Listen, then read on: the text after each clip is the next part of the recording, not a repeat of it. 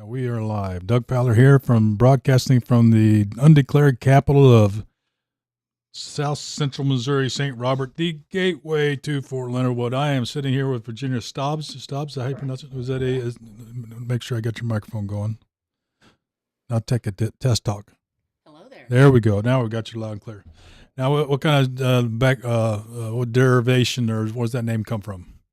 It's Staabs. German. German, from the My Deutschland. husband's family was from Germany. Awesome. Does we know what town?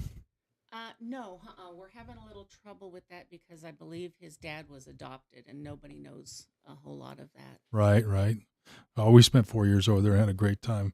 But anyway, I'm here with Virginia Staabs here, Democratic candidate for Senate District 16. 16. It's a pretty loaded field too. So, oh, I know. well, it's going to be competitive, and it's been held hostage by the Republican Party for the last ever. Yeah. So you got your job ahead of you for sure. Let's learn a little bit about you. Let everybody know who you are. You're running for Missouri Senate, but before that, who is Virginia Staabs? Walk me through how you got to here, to Missouri. I was born in Illinois. Right. My sister a few years later in Wisconsin. Both my mom and dad were from California, and so we moved back there. And I spent most of the rest of my life in California, a few little trips, a little while in Nevada, a little while in Texas. I left California after getting divorced and watching my household income drop by 75%, realizing I couldn't live in California anymore, and started looking for where I wanted to go. I had a friend move out here. I came to visit her one weekend, and went, boy, this feels like home. This feels like the California did when I was young. So I moved out here, not realizing that I have a lot of family that is buried here. My mom's side of the family spent a lot of time in Missouri in the 1800s. Mm-hmm. And so, that's what brought me out here. I have 2 kids that are still in California. They like it. They're not planning to go anywhere right now. Right. And 5 grandkids. Wow, that's awesome. All local grandkids? They're all in California. Oh, so really? At least one trip every year out there. Well, that's awesome. Well, it's good. Hit the good weather state anyway. Now, Goose looked up, found Porterville College. Did you go to college at Porterville? I did go to Porterville College. General Studies? Yeah, I thought about doing childcare, right? That kind of stuff. So I took a couple of classes in that, which meant I had to take a couple of psychology classes. Right. And then I worked with the drama department, as I did also in high school. So. All right. California. I've been there for the Army, but my wife's been there more than I have. You've had many chapters. You're on a tax preparation business. You've held or do you hold a notary commission? I still hold. Sold Magnabilities and doTERRA products. doTERRA, And what's Terra products? doTERRA is an essential oil. Okay. Yeah. I got a good glow right now. It's probably showing up quite nicely on there. Yeah, it is. I'm looking at the screen. What you guys are seeing in the reflection? Yeah, powder it. And also, more importantly and applicable, what we're doing today is manage the local election news page. What is that about? So What's Up in Missouri Elections came about because as I started to figure out that this state doesn't provide us with much information about who's running, what's on the ballot, and what you can find is very slanted towards what the legislature wants you to know. Sure. I decided that would be a good way for me to help educate myself and then the public as to what was out there. Awesome. Does it get a lot of traffic? Off and on. Yeah. Off and on. Which chapter of your life right now, if you used to look back, what shaped your politics the most? About 3 years ago,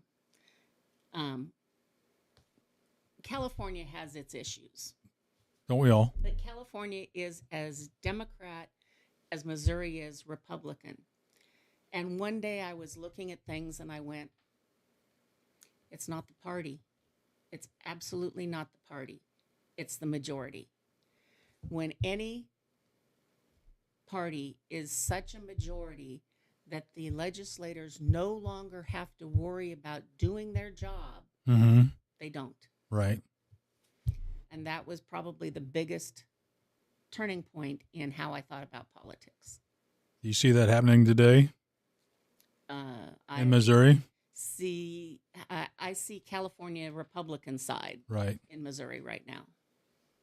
Because I know we'll get into that a little bit. What's been going on behind the scenes, late at night votes and stuff like that, and no voices being heard, and just the painfully transparent Lack of transparency, and similarity to the SAVE Act, which is we'll talk about in my opinion, the way they trying to go about trying to sell something we don't really need, in my opinion. And Goose and Jack back me up on that. Those not knowing Goose and Jack, they are the executive producer and my technical writers who are taking naps. You're starting out. You filed pretty late in the game. Of course, we did the MEC filings and we hit them all. We're not done yet. Nope, I know. So you start. You last night. Yeah. So how did you like that? It was interesting. Good. The thing I thought was the most informative was less the actual dollars, Right. but more the history of some of the filings. That's what Jack was telling me. Jack and I got a couple assistants named Claude, and one has his initials are AI, but we work together. Some call me using AI. Yeah, of course I use AI. I'm not stupid. I can't. It's a reference point. It's not the end. It's not that. That's right. And I've got Parkinson's, so my right hand I can't type. So I'm going to use every tool I got available to fill this noggin up. But that's what I kind of figured out. So you and you're not the only one starting out from scratch. I see Miguel's kind of low on the budget right now. But I thought it was really interesting. What I was most digging at for the Senate campaign was the big money, where it's coming from. Is it local? Who's got the ability to pay $10,000 to a campaign manager in Branson that's not even from here? What does that do? And where do I get some of that? No, just kidding. Most of it right now, but I can say is probably self-funding. No, actually. You got some donations. I'm sorry. Yeah. I had a couple of more local to Right. Senate 16 larger donations Right. In the past month. Now, does the local party and the state parties help you out? So local party and state party, as part of the whole system, cannot endorse or support unequally candidates before the primary. Okay, gotcha. So if you make it through the primary, which you will, obviously, Right. then you get a little boost in the budget. Yeah. And then it isn't always necessarily money. Sometimes it's in-kind kind of assistance, which is okay too. Any kind of little bit helps. Oh, sure. I got to tell you the difference. My straw poll, you won it. Fair and square. I had a little trophy. You were walking down the AI thing, but that was legitimate. I pulled out there who would win it today if you voted, and you won it. Oh, cool. Yeah. Realistic budget, 5-person race for the seat that hasn't gone blue in years. We just talked about that. I had 17 questions. I wrote them up, and they were so good, and we start talking about them. So you go on to question 6. Name three things you believe that the Senate District 16 voters will actually agree with you on, regardless of the party. 3 things you think they'll agree with you. That the current legislators aren't listening to their voices. Right. That they're being lied to because the information that they get isn't always factual, and that their pocketbooks are starting to hurt. And it's just starting. Oh, yeah. Not that they weren't hurting a little before, but it's starting to get worse. Now, I would name one thing you believe that they will never believe in the Senate District 16, no matter what's your campaign budget or whatever. That's a tough one. I think that people in both parties will probably have trouble with some of the facts that come out about what's going on. Sure. Let me ask, and this is a personal opinion of mine, but some of the things I've been observing is very frustrating. We were talking offline a little bit. You could have proof in rock stone tablet etched by the deity of your choice in front of you, and some people will look at this. That's not there. That's not right. And no matter what the spelling, what in your mind would drive somebody to be like that, regardless of party? I could tell you here, it's right here, right? It's word for word, same language I'm speaking. You've seen it happen. Well, and that's a little different for everybody. Sure. But if you watch what they're doing to the Bible, Right. it's the same thing. You get different groups of people say, this is what the Bible says. Right. And you have another group that's arguing with them over what the Bible says. That's not what it means.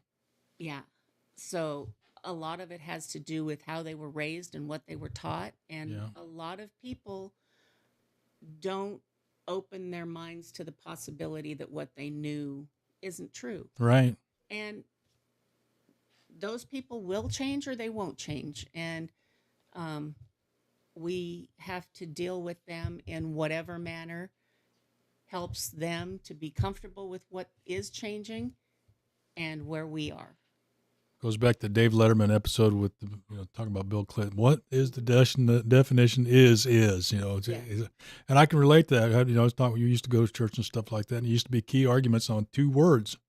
That's why we have there's 8,800 different denominations of Christianity in America right now. Yeah, and they talk about this was built as a Christian nation.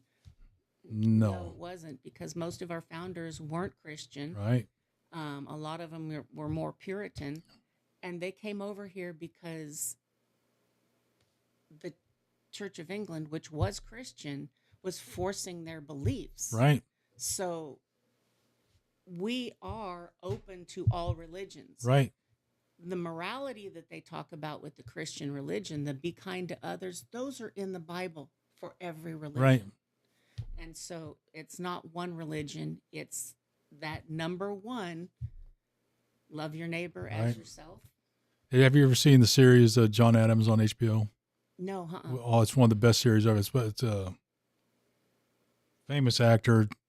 Maybe the wife will text me it, but if it's on HBO.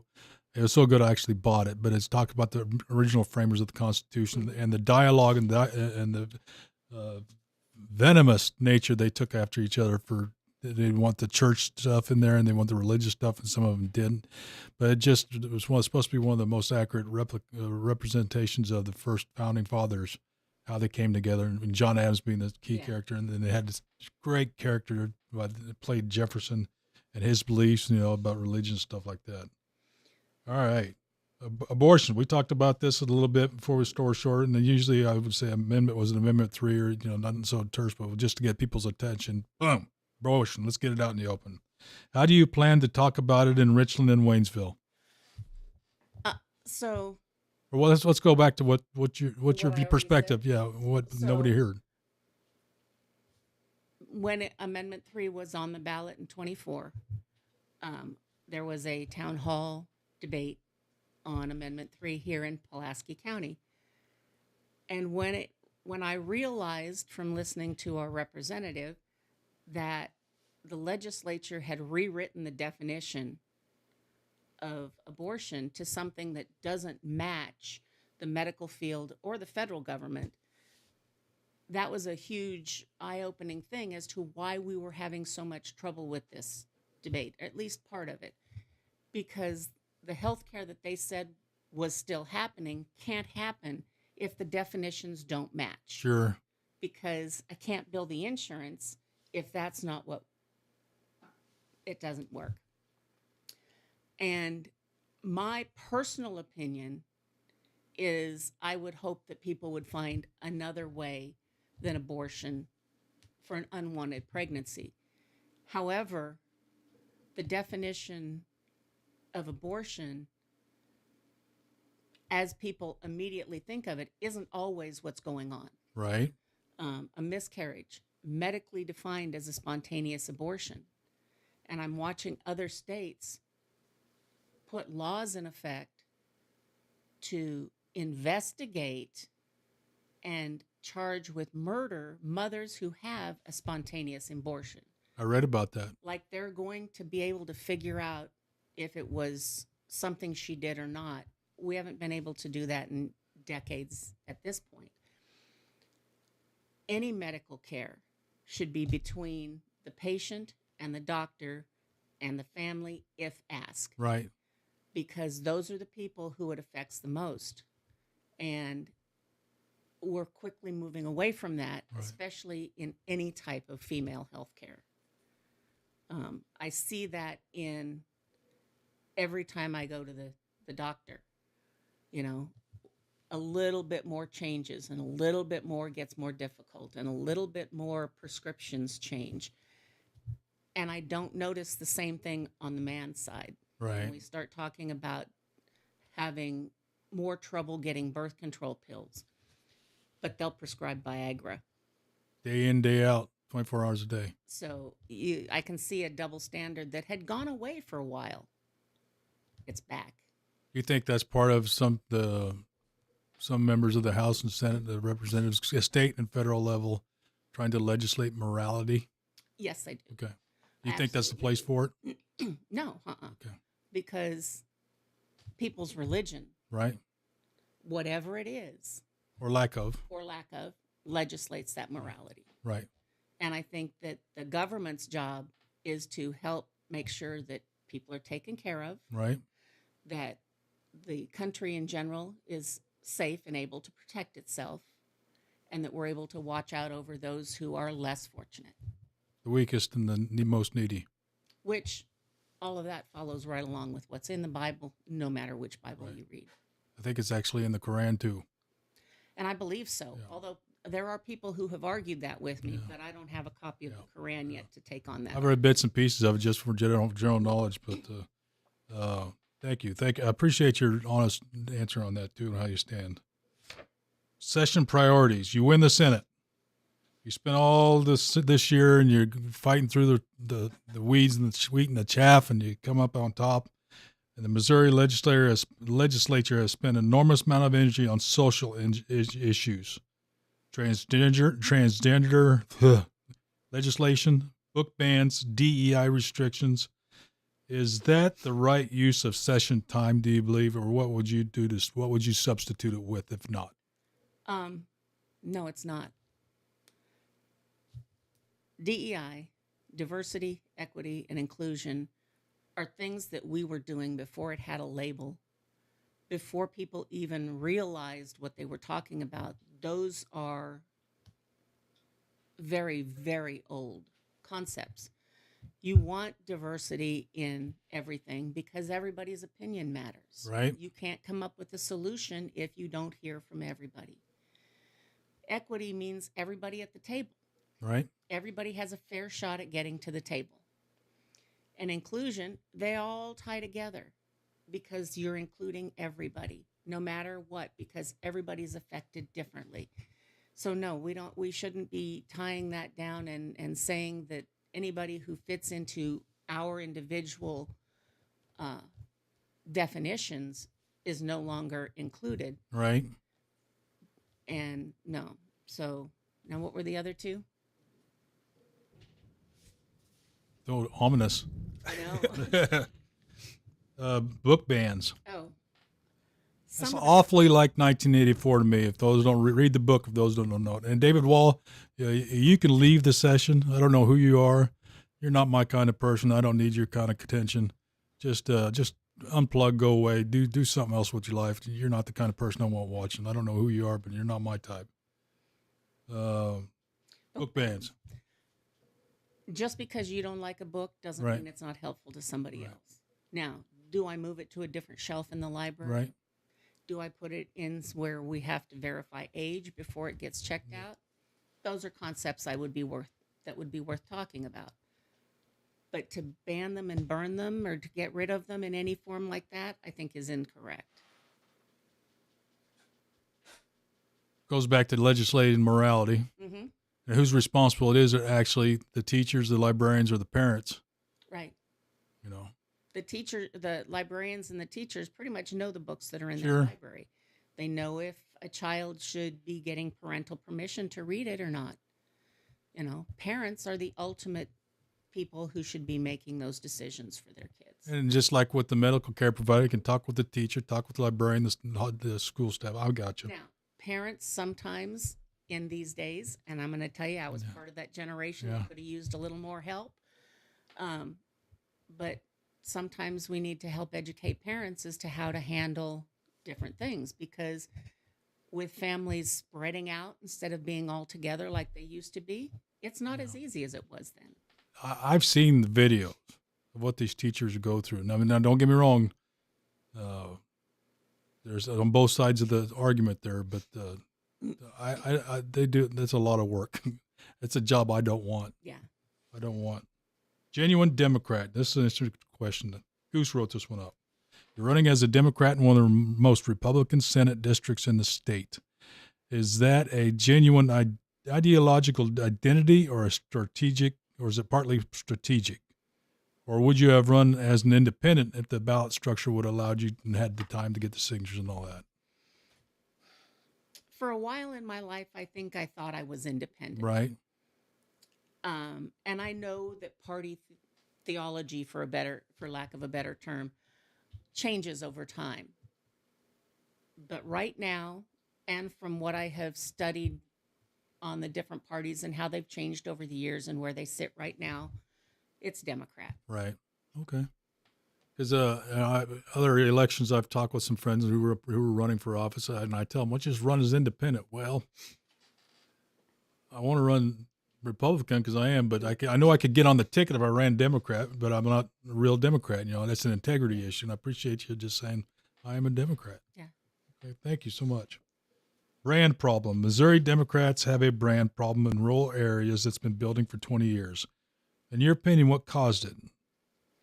A brand problem. So there are a lot of branding problems with Missouri. We let people get away with calling it misery. Yeah. But then when we do, we don't tell them why they're wrong. We have a lot of beautiful areas, a lot of interesting things to do, a lot of old towns to visit that are just quaint, unique, good places to stop and stay and spend a couple of days and relax.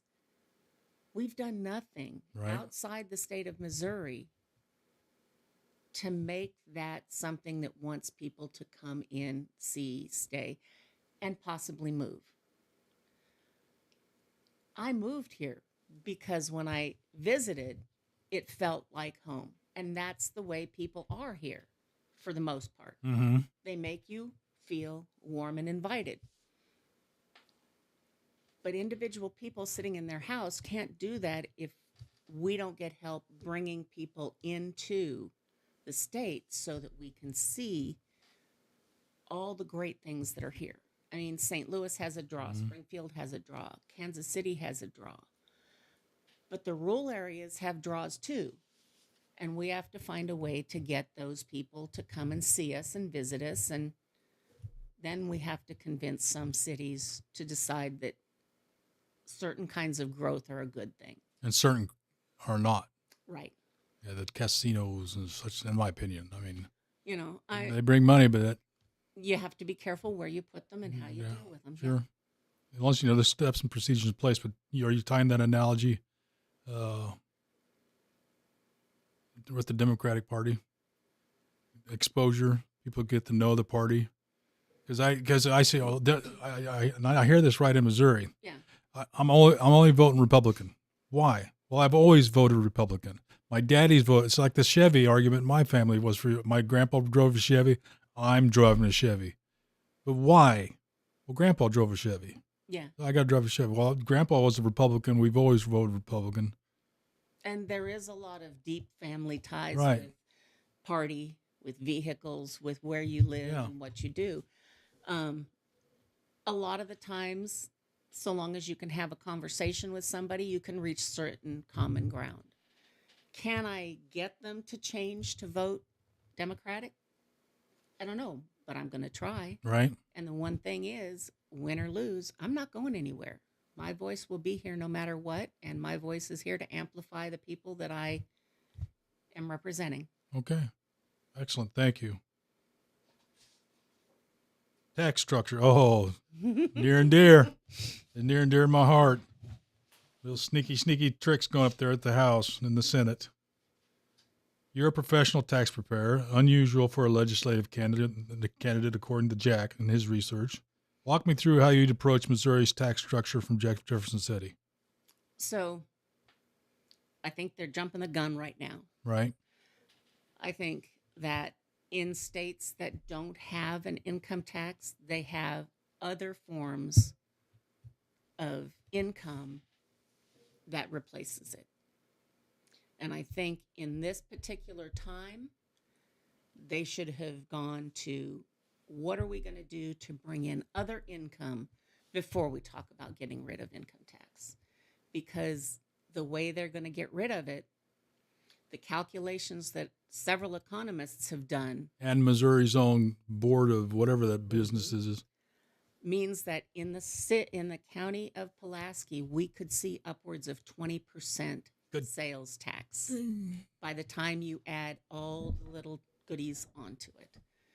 Now, how's that going to affect a single soldier versus a retired colonel just retired from as a GS-15? Well, let's take it to a different level. Grandma and Grandpa have lived here all their life. Yeah. And they're living now on what little retirement they got plus Social Security. And most of Social Security is not income taxed. Right. So they're going to go from not paying a whole lot to paying 20% on everything that comes out of their check. Including services. Including services, everything. You pay for something, it's got sales tax on it. So the people that are going to get hurt the most by what's going to be on the ballot this year are the people with the lowest income because they paid the least amount in income tax. Right. The retired people, especially those who were small business owners, and the people whose income by itself wasn't taxed very much for income tax. Right. And those are the people that are working in a lot of older people are still working because they're already struggling. And we're not doing anything to help them, and they can't, afford any more than they've got. So if I'm going from not paying income tax because the structure says that's what my tax rate is based on my retirement, to now paying an additional, that's a huge increase. Right. Even if it goes up what they're saying, which would take it to about 12%, that's still 4% more than what we're paying here now. I just don't like the way it was figured out. They just like I use the analogy of the SAVE Act. Mm-hmm. Somebody in the White House said, well, we need to do this. Illegal voting it's terrible. It's everything's corrupt. And every one of the followers in that party went, you bet we got to do this. Now, there's been one record of legal voting in Missouri in 30 years, if I remember my numbers right. 30 across the country in the last, however. And of those 30, the Heritage Foundation did a study. Of those 30, most all of them were people who, there are some cities in the country that say, if your student's enrolled in our school, you should have a vote in that election. And they did not realize that they couldn't vote in some elections. So they crossed those off as not being fraud. In over 2 billion votes, they found 7. Yeah. 7. Yeah. And we're going to create all this extra paperwork and extra cost for 7 out of 2 billion. Right. And I firmly believe it's just because somebody said so. There was no analysis, no research. And let's go take a step back to the Real ID. When the Real ID concept came out over 20 years ago, I was living in California. And the first time I got my license renewed, I walked up. What do you need? Oh, we don't need any. We already got your birth certificate. We're good. We'll convert it. Okay, cool. When it came out the next time I had to renew it, it was, oh, well, we've changed the rules and now we need this and this. Okay, leave, come back, get this and this. The third time they had changed the rules again. And I went, forget it, just give me a regular license, and got a passport. Right. Do you know a passport is now easier to get than a real ID? And by mail. Yeah. I'll be damned. Oh, we can't vote by mail. Wait, you can if you're the president, you can. Look at all the people that cuts out. There was Yeah. even a discussion about not allowing overseas servicemen Yeah. to vote by mail. Are you kidding me? Yeah. It's fixing the problem that isn't broken. That doesn't exist. And that's the same thing with this income tax. It's not a problem, but if somebody got the bright idea, in my opinion. Look at Tennessee. Oh, we can bring so much money. How much money can we bring in? Well, we don't know yet. But we're doing all this, and they want us to just sign over our responsibility and trust the House and Senate, currently, who are occupied by Republican-led, to just do the right thing. So, years ago, Missouri passed what was called the Hancock Act, which meant that anytime there was a change in tax rate, a change in new taxes, the people had to be asked about it. If you read this income tax swap act, you find that we're forfeiting our right to have the state come to us when they want to raise it or change it. It will give them unfettered ability to raise the rate whenever they deem necessary or to add additional taxes. So they're taking away a right we voted for just because it's going to be easier for them.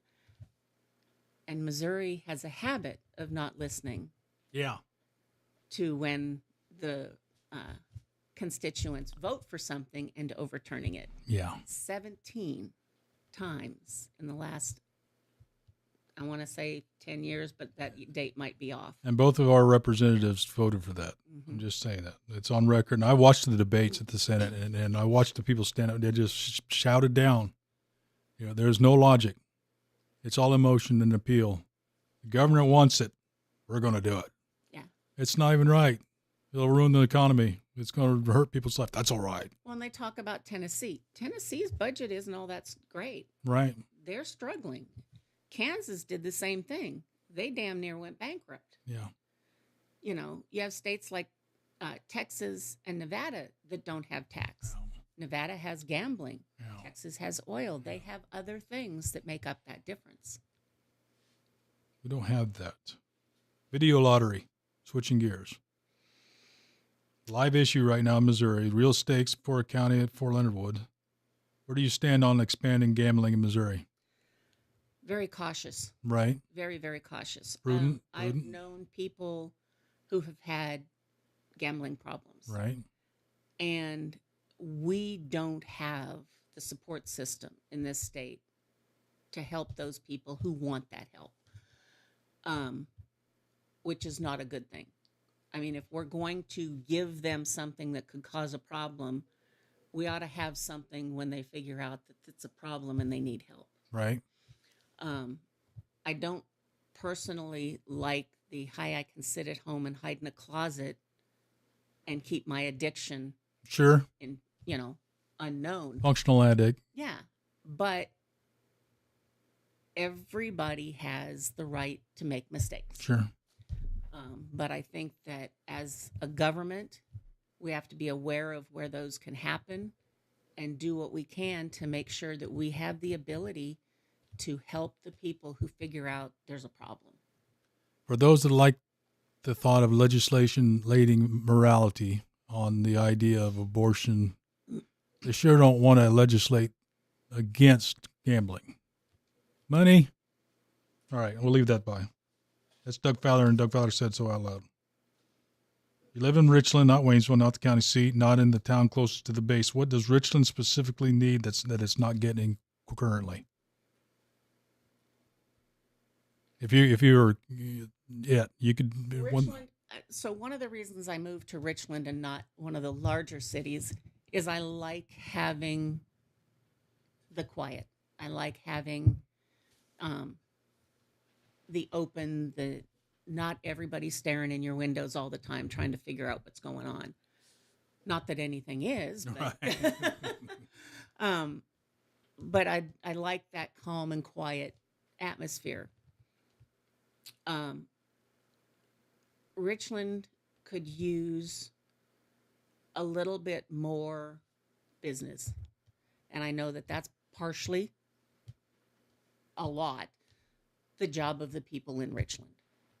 Um, but changes to the way traffic runs make a difference. And I know that when parts of the highways changed, some traffic now goes through Lebanon where it always went through Richland. So we've seen a decrease in that amount of traffic. So if you're coming from the south part of the state, you get off in Lebanon to go to the lake. If you're coming from the north part, you get off in the south. So we lost some traffic there. Right. And we just need to figure out how to get it back. And that may entail money. That may just entail people working together. Without losing its small town appeal. Right. That's one thing I do like about Richland. Yeah. Got the small town appeal. Oh, absolutely. Talk about Fort Leonard Wood. Drives much of this district's economy. Mm-hmm. Functions like a weather system. It just touches everybody. What's your current relationship with installation, if any? My only real relationship with it is I occasionally get out there and do notaries, and I know people who live there, and I hear pros and cons. Okay. I know that it's always in a state of flux, but that matches what the federal government's doing. Sure. Now, how would you advocate for it from Jefferson City in a manner suitable for a state senator, not someone that thinks they're not? So every installation has a purpose. Right. So long as we can define any installation's purpose, we should use that installation for the best purpose that it's been defined for. So if being the training base for chemical. Right. And that's the best bet we have because of distance and the way we can protect the environment, and then that's what we should do. We should build that up, and we should, move anything else that's similar to it out here. Out in California, I live near China Lake Naval Air Station, and it is one of the best areas for training for desert. Right, been there. So you don't want to mess with that because we don't have a lot of desert where there's already bases. And you have to recognize that when they build bases, they put stuff in the ground for different types of training. Ordnance. Sure. And if you were to try to convert it to something else, you end up with a lot of space that you don't know what's going to happen 30 years from now to the groundwater. Right. And so we can protect some of that by maintaining it as a base and using it for its best purpose. Okay. Would you agree with me to say that part of the responsibility also is to enable the groundwork, the community surrounding the base to better enable the base to do its job, to take away hindrances, obstacles to the base doing the best it can do at the state level? Yeah, I mean, we have, and I understand it's gotten worse. Mm-hmm. Parents come to watch their kids graduate, but because of federal rules, they can't get on the base. Our community doesn't really have an area that they can meet and greet near the base that will encompass enough people in one location to work in a combined effort. That would be an awesome thing for us to do, to have. Okay, great. You might have seen my comment about this, but it's a genuine question. But I've noticed a couple of the MAGA or Wright representatives at the federal level bringing up the term Doge again. Bring back Doge. Why? We won't even touch that. And I got into it with one lady. We won't call her name on this. But we'll go back to that a little bit. But Doge in Fort Leonard Wood equates cuts at Fort Leonard Wood. Yes, it doesn't say anything about plus if it's always cuts. Right. What's your worst fear about the reemergence of that term that has failed to demonstrate anything but failure? First of all, cuts can only come if you've done the investigative work beforehand to figure out what is Right. good and what's not. You can't make cuts in advance and say, oh, this is what I see. As we've looked at some of the things and talked to different people who were a part of Doge, they didn't know what they were doing. Right. They cut things because the title didn't make sense to them, including nuclear engineers. Can you imagine how many acronyms that needed translated for them come generated out of the Pentagon? So I personally, having looked at some of the things that Doge cut, don't think they did us any good at all. I think it was more harm than good. I've yet to see a study to show any good was generated out of those. All right, I was curious because right now I don't think the hiring freeze in Fort Leonard Wood has been going on since ever, for at least over a year, other than the exceptional or whatever really needs to be done. So it's got to be making an impact. And they're still spending money growing things out Sure. there, but they don't have people to sustain it. Right. And that's not helpful either. No. The news page conflict. Here you are on the What's Up Missouri elections. You've been covering this race as a commentator while also running in it. How do you square that and reconcile the two?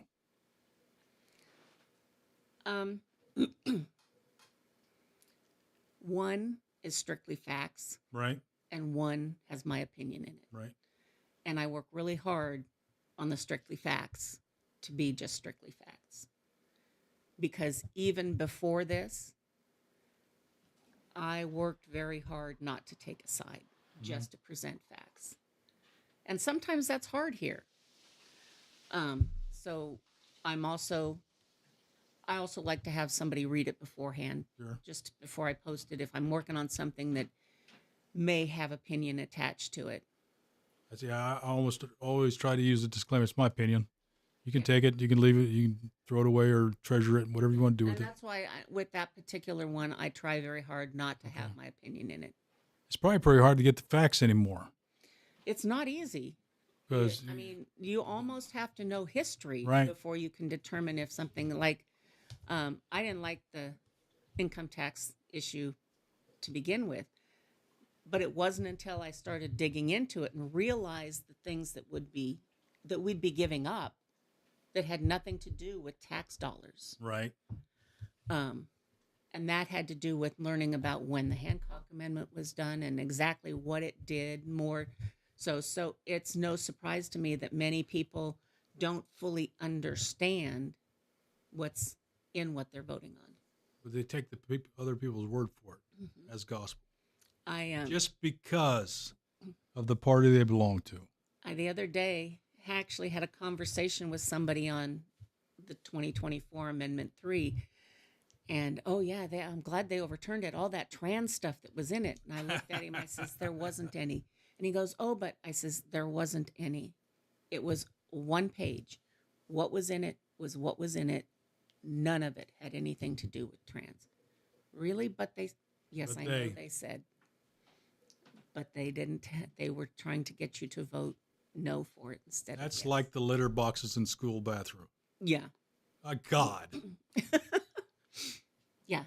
There are some seriously ill people out there. That's Doug Fowler's opinion. Last question. You did an excellent job. I'll give you kudos. Thank you so much for coming with us today.